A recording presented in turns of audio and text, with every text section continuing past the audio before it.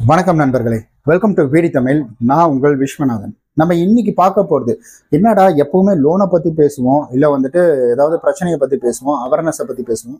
இன்னைக்கு என்னடா பைக்கோட வந்துட்டு இது போட்டிருக்கேன், வீடியோ போட்டிருக்கேன் அப்படின்னு பார்க்குறீங்களா? இந்த வீடியோ எல்லார் கையிலுமே பைக் அப்படின்றது இருக்குது. காரு, பைக்கு இதெல்லாம் வச்சிருக்கிறவங்களுக்கான வீடியோ தாங்க. இன்னைக்கு நைட்டு பார்த்தீங்கன்னா, எனக்கு நைட்டு விடிகாலம்னு சொல்லலாம், விடிகாலமாக எனக்கு ஒரு மெசேஜ் அப்படின்றது வருது. PUCC அப்படின்ற ஒரு இடத்துல இருந்து எனக்கு மெசேஜ் வருது. அதாவது ஆர்டிஓல இருந்து எனக்கு இந்த மெசேஜ் வருது. PUCC சர்டிஃபிகேட் வந்துட்டு எக்ஸ்பிரி ஆக போகுது, செப்டம்பர் 11 பார்த்தீங்கன்னா எக்ஸ்பிரி ஆக போகுது. அதனால உடனே நீங்க எதை ரினியூவல் பண்ணி ஆகணும் அப்படின்னு சொல்லிட்டு எனக்கு ஒரு மெசேஜ் அப்படின்றது வருது. இந்த மெசேஜை பார்த்த உடனே எனக்கு ஃபர்ஸ்ட் ஆஃப் ஆல் நான் அதை ஓப்பன் பண்ணி பார்க்கல. எனக்கு இது போல வந்துட்டு PUCC அப்படின்றது தெரியும், அதாவது பொல்யூஷன் அண்டர் கண்ட்ரோல் சர்டிஃபிகேட் அப்படின்றது தெரியும். ஆனால் பிரச்சனை என்னன்னா, இதை வருஷத்துக்கு வருஷம் ரெனியூவல் பண்ணணும் அப்படின்றது எனக்கு தெரியாது. ஸோ அந்த PS4 இன்ஜின், 6 இன்ஜின் இந்த மாதிரிலாம் சொல்றாங்க பார்த்தீங்கன்னா, அதுதானே புது வண்டி தானே, இதில் என்னடா அப்படின்ற மாதிரி யோசிச்சுட்டு இருந்தேன். பட் இப்போதான் எனக்கு தெரிய வந்தது, இதை பற்றி ஃபுல்லாக சர்ச் பண்ணக்குள்ள இது நம்ம வருடத்திற்கு ஒரு முறை கம்பல்சரி செஞ்சாகணும் அப்படின்றது. அண்ட் அதே சமயம் இந்த PUCC கண்ட்ரோல் பார்த்தீங்கன்னா, ஒருவேளை ரிஜெக்ட் ஆயிடுச்சுன்னா அதுக்கு என்ன செய்யணும் அப்படின்றதே நம்ம வந்துட்டு இந்த வீடியோவில் பார்க்க போகிறோம். இதுக்கு எனக்கு எவ்வளோ நேரம் ஆச்சு, ரொம்ப பெருசா பில்டப்லாம் கொடுக்குறாங்க, அதெல்லாம் உண்மையா அப்படின்றது எல்லாத்தையுமே இந்த வீடியோவில் நம்ம முழுமையா பார்க்க போறோம். ஸோ வீடியோவை ஸ்கிப் பண்ணாம பாருங்க. நீங்க நம்ம சேனல் சப்ஸ்கிரைப் பண்ணாம பார்த்துட்டு இருக்கீங்கன்னா மறக்காம சப்ஸ்கிரைப் பண்ணிட்டு பாருங்க.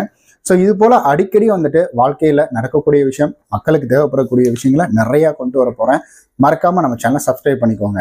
ஓகேங்க, ஃபர்ஸ்ட் ஆஃப் ஆல் வந்துட்டு எனக்கு இந்த மெசேஜை காலையில 3 மணிக்கு நான் வந்துட்டு இன்னைக்கு தான், அதாவது எஸ்டர்டே தான் வந்துட்டு நம்ம ஒர்க் அவுட் பண்ணலாம், ஜாக்கிங் போகலாம் அப்படிலாம் சொல்லி பில்டப்லாம் கொடுத்து நான் என்ன பண்ணேன்னா அலாரம் வச்சுட்டு படுத்தேன். 4 மணிக்கு வச்சேன். திடீர்னு பார்த்தீங்கன்னா 2:59 சம்திங் வந்துட்டு எனக்கு ஒரு மெசேஜ் அப்படின்றது ரிசீவ் ஆகுது. டிலிங்க்னு ஒரு மெசேஜ். ஸோ ஆடு கூட இந்த இயர்லி மார்னிங் வராது இல்லைங்களா? அதனால எனக்கு யாரா இருக்கும், ஒருவேளை தெரிஞ்சவங்க மெசேஜ் பண்ணியிருக்காங்கன்னா, ஏதாவது கால் பண்ணி ரீச் ஆகலாம்னு மெசேஜ் போறாங்களா அப்படின்ற மாதிரி யோசிச்சுக்கிட்டு உடனே அடிச்சு பிடிச்சி ஃபோன் எடுத்து பார்த்தேன். இங்க அதாவது ஆர்டிஓ தரப்புல இருந்து வந்திருக்குது அப்படின்னு உடனே கொஞ்சம் நர்வஸ் ஆச்சு. நர்வஸ் ஆச்சுன்னா எதுக்காகனா, ஒருவேளை ஏதாவது கேஸ் போட்டாங்களோ, வண்டி வேற வந்துட்டு நம்ம கீழே நிறுத்திட்டு வந்திருக்கிறோம், எவனோ தூக்கிட்டு போய் எங்கேயாவது மாட்டிக்கிட்டானா அப்படின்ற மாதிரி யோசிச்சுக்கிட்டு நான் அடிச்சு பிடிச்சி வந்துட்டு இது பார்க்குறேன். GPS வச்சிருக்கிறோம், தெரிஞ்சிடும், அலாரம் அடிச்சிடும். பட் இருந்தாலும் அந்த டைம்ல எனக்கு இதெல்லாம் யோசிக்க தோணல. அப்புறம் அதை ஓப்பன் பண்ணி பார்த்ததுக்கு அப்புறமேட்டு தான் தெரியுது, இது போல உங்களுடைய வந்துட்டு PUCC உங்களுக்கு வந்துட்டு எக்ஸ்பைரி ஆக போகுது செப்டம்பர் 11 இதை நீங்க ரினியூவல் பண்ணி ஆகணும். So further avoid the fine charges அப்படின்றது வந்துட்டு போட்டிருந்தாங்க. ஸோ அதுக்கப்புறம் இதை பார்த்த உடனே எனக்கு இருந்துச்சு, இது மாதிரி இருக்கும்னு தெரிஞ்சது. வருஷத்துக்கு ஒரு முறை அப்படின்றது தெரியல. அதனால நான் இதை பத்தி யூடியூப்ல சர்ச் பண்ணி பார்த்தேன். யூடியூப்ல சர்ச் பண்ணி பார்த்தா என்ன அப்படியே நடுங்க வச்சிருவாங்க போல. நம்ம வந்து பிபி செக் பண்ண நம்ம போகணும் போல. அதாவது வண்டிக்கு PUCC வந்து செக் பண்ண தேவையில்ல, நமக்கு போய் பிபி செக் பண்ணும் போல. அந்த அளவுக்கு வந்து பில்டப் கொடுத்து இதெல்லாம் சொல்றாங்க. ஸோ இது ஒரு முக்கியமான விஷயம் தான், வண்டிக்கு தேவையான ஒரு விஷயம் தான். ஆனால் அவங்க கொடுக்குற பில்டப் எப்படி இருக்குன்னா, கிட்டத்தட்ட ஒரு 1 hour ஆயிடும். ஸோ இதை வந்து டெஸ்ட் பண்ணுறதுக்கு 1 hour கிட்ட ஆயிடும். இன்ஜின்ல சூட்டா பார்ப்பாங்க, அதுக்கப்புறம் அடியில் வந்து பார்ப்பாங்க, அப்படிலாம் வந்துட்டு பில்டப்லாம் கொடுத்துருந்தாங்க. ஸோ அதெல்லாம் பார்க்கல எனக்கு கொஞ்சம் பயமா பதட்டமா இருந்துச்சு. இது என்னடா அடியில் கழட்டுறாங்க, அப்புறம் சேஸ் நம்பர்லாம் பார்ப்பாங்க அப்படின்னு வந்து சொன்னாங்க. என்னடா அது இவ்வளோ இருக்குதா, வண்டி நம்பரை போட்டாலே வண்டி சேஸ் நம்பர் முதல் கொண்டு எல்லாமே வந்துட போகுது, அப்புறம் என்னடா அப்படின்ற மாதிரி யோசிச்சுக்கிட்டே இதில் சர்ச் பண்ணி பார்த்தேன், மேப்பில் சர்ச் பண்ணி பார்த்தேன். பில்டப் வேணா, நம்ம இதிலெல்லாம் பார்த்தா பயன்படுத்தி நம்மளை வந்துட்டு ஹாஸ்பிட்டல் அட்மிட் ஆக வச்சிருவாங்க. அதனால நம்ம வந்துட்டு டேரெக்டாக யார் இதில் வந்து நியரஸ்ட் இருக்காங்களோ அவங்கள்ட்டே கேட்டுக்கலாம் அப்படின்னு சொல்லிட்டு நான் என்ன பண்ணேன்னா, மேப்பில் சர்ச் பண்ணி பார்த்தேன். PUC அப்படின்றத மட்டும் போட்டு தான் சர்ச் பண்ணி பார்த்தா நியர்மீன்னு போட்டேன். நியர்மீ போட்டால் நிறையா வந்துச்சு. அதுக்கப்புறமேட்டுக்கு எனக்கு இங்கே அடையாறில் இருக்கக்கூடிய இந்தியன் ஆயில் பெட்ரோல் பங்க்கில் ஒரு செக்அப் பண்ணுற இடம் இருக்குது. அங்கே எனக்கு ஒன்று வந்துச்சு. நான் என்ன பண்ணேன்னா, அந்த ஃபோன் நம்பர் அப்படின்றது எடுத்துட்டேன் கூகுளில் பார்த்து. ஃபோன் நம்பர் எடுத்துட்டு அவங்களுக்கு நைட்டு கால் பண்ண முடியாதுல்ல, அதனால நான் என்ன பண்ணேன்னா மேப் போட்டு வச்சுட்டு சரி காலைல முதல் வேலையாக போயிடணும் அப்படின்னு சொல்லிட்டு காலையில் கரெக்டாக ஒரு 9 மணி 9:50 வரைக்கும் அவங்களுக்கு ஃபோன் அடித்தேன். இது போல் வந்துட்டு நான் செக் பண்ணுங்க, என்ன ப்ராசஸ், எப்படி ஏதாவது நான் டாக்குமெண்ட் எடுத்துகிட்டு வரணுமா, என்ன ஏது அப்படின்றதெல்லாம் நான் கேட்டிருந்தேன் நான். அப்போ அவங்க சொன்னாங்க, அதெல்லாம் ஒன்றும் வேணாம் சார், உங்கள் வண்டியை மட்டும் எடுத்துட்டு வாங்க, அது ஒரு பிரச்சனையும் இல்லை, உடனே சரி பண்ணிடலாம் அப்படின்னு வந்து சொன்னாங்க. எவ்வளோ நேரம் ஆகும்னு அவங்களும் அப்போ என்ன சொன்னாங்கன்னா, ஒரு 1/2 மணி நேரம் ஆகும்னாங்க. 1/2 மணி நேரமா, என்னடா அது, சரி ஒருவேளை நிறைய செக்அப் பண்ணுவாங்க போல அப்படின்னு சொல்லிட்டு நான் பர்மிஷனே போட்டேன். நான் ஆக்சுவலி இன்னைக்கு பர்மிஷன் போட்டு நான் கிளம்பி போயிட்டேன். நான் போனதுக்கு அப்புறமேட்டுக்கு ஒரு பையன் தான் இருந்தார். ஆனால் என்கிட்ட ஃபோனில் பேசினவர் வேறன்னு நினைக்கிறேன். ஒரு பையன் இருந்தார். போய் கேட்டேன், இது மாதிரி வந்துட்டு பொல்யூஷன் செக் பண்ணுங்க அப்படின்னு கேட்டேன். அவர் என்ன பண்ணாரா, வண்டி அப்படி ஓரம் கட்டுங்கண்ணா அப்படின்னாரு. அப்புறம் வண்டி சாவி ஆஃப் பண்ணிட்டேன், சைட் ஸ்டாண்ட் போட்டு தான் ஆஃப் பண்ணேன். ஆஃப் பண்ண உடனே அப்போ வந்துட்டு ஒரு முறை உள்ள வந்துட்டு இன்செர்ட் பண்ணி பார்க்குறாரு. அந்த பைப்பை வந்துட்டு இன்செர்ட் பண்ணி, அதாவது சைலன்சர் வழியாக தான் உள்ள இன்செர்ட் பண்ணுறாங்க. இன்செர்ட் பண்ணி பார்த்துட்டு ஸோ இப்போ வந்துட்டு வண்டியை சென்டர் ஸ்டாண்ட் போட்டுட்டு வண்டியை வந்து ஆன் பண்ணுங்க அப்படின்னு வந்து சொல்கிறாரு.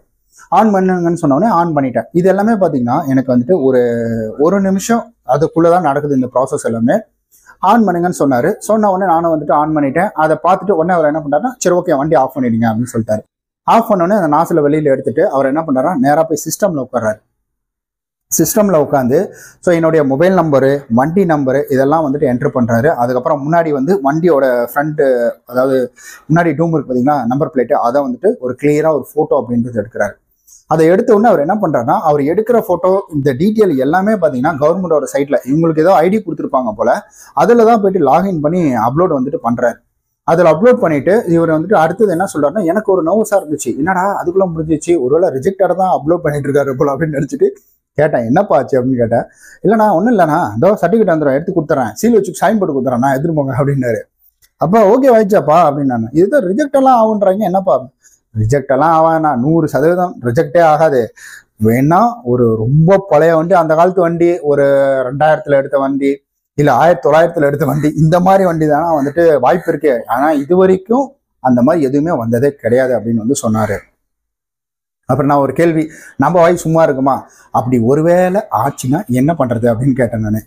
அந்த தம்பி அப்படியே ஒரு சைஸா பார்த்துட்டு அப்படி ஆச்சுன்னா ஒன்றும் பிரச்சனை இல்லை, நீங்க ஆர்டிஓ ஆஃபீஸ்ல போயிட்டு ஒரு ஃபார்ம் கொடுப்பாங்க, அந்த ஃபார்ம்ல நீங்க சைன் போர்டு, அதாவது ஃபார்மை கொடுத்து அதை ஃபில்அப் பண்ணி கொடுத்தீங்கனாலே போதும், உங்களுக்கு அந்த சர்டிஃபிகேட் அப்படின்றது வந்துடும் அப்படின்னு வந்துட்டு சொல்லியிருந்தாங்க. ஸோ ரொம்ப சிம்பிளான ப்ராசஸ் தான் அப்படின்றதையும் சொல்லியிருந்தாங்க. ஆக்சுவலி நான் இதில் இருக்கிறத உங்களுக்கு வந்துட்டு விலாவரியா விலைக்கு, இந்த ஹைட்ரோஜனு, இந்த கார்பனு, இந்த கார்பன் மொனாக்சைடு, ஸோ இதை பற்றிலாம் நான் உங்களுக்கு எக்ஸ்பிளைன் பண்ணேன்னா வச்சுக்கோங்க, குழப்பம் வந்துடும். ஸோ இதை பற்றி தெரிஞ்சு பெருசாக நமக்கு இதாக போகிறது கிடையாது. சிம்பிளாக நான் சொல்லணும் அப்படின்னா, இதை ஒன்றுமே இல்லைங்க, நீங்கள் வண்டி எடுத்து போய் கொடுத்தீங்கன்னா குறைஞ்சது ஒரு நிமிஷம் டைமுக்குள்ள இதை உங்களுக்கு செக் பண்ணி உங்களுக்கு கொடுத்துருவாங்க. இதில் ரிஜெக்ட் இதில் வந்து பொல்யூஷன் சர்டிஃபிகேட் வராமல் போகிறது அதுக்கான வாய்ப்புகளே கிடையாதுன்னு அவங்களே சொல்லிட்டாங்க. இது வரைக்கும் அந்த மாதிரி வந்தது இல்லைன்னு அவங்க சொல்லிட்டாங்க. அப்படி வந்தாலும் அதுக்கு இப்போ ஒரு பிரச்சனையும் கிடையாது. நீங்கள் வந்து ஆர்டிஓ ஆஃபீஸில் ரொம்ப சிம்பிள் தான் அந்த ஃபார்ம் கொடுக்கறது, அதையும் வந்துட்டு சொல்லியிருந்தாங்க. ஆனால் ரிஜெக்ட்டுக்கு வாய்ப்பே கிடையாதுன்ட்டாங்க.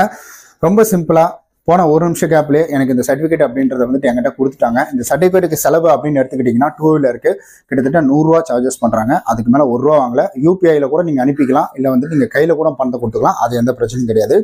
4 வீலர் அப்படின்னு எடுத்துக்கிட்டிங்கன்னா அது எந்த வண்டியாக இருந்தாலும் சரி 200 ரூபா வந்துட்டு வாங்குறாங்க 4 வீலருக்கு, அதாவது காருக்கெல்லாம் வந்துட்டு வாங்குறாங்க.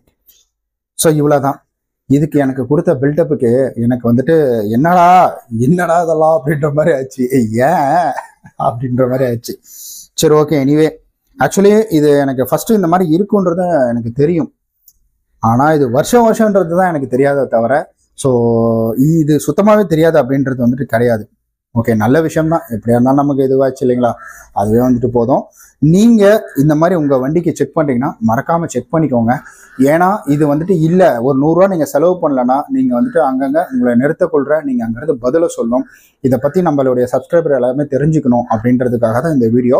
இந்த சர்டிஃபிகேட் அப்படின்றது ரொம்ப பெரிய ப்ராசஸ், ஆஹா ஓஹோ அப்படின்லாம் கிடையாது.